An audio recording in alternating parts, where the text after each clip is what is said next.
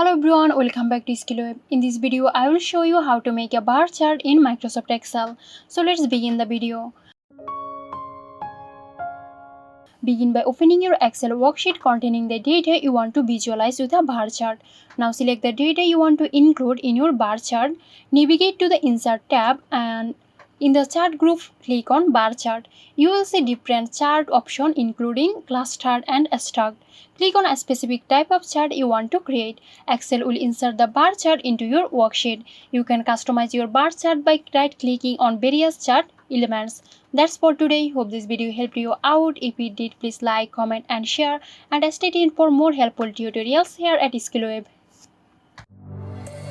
This video is sponsored by Girosoft. Girosoft offers graphic design, UI UX design, digital marketing and web development.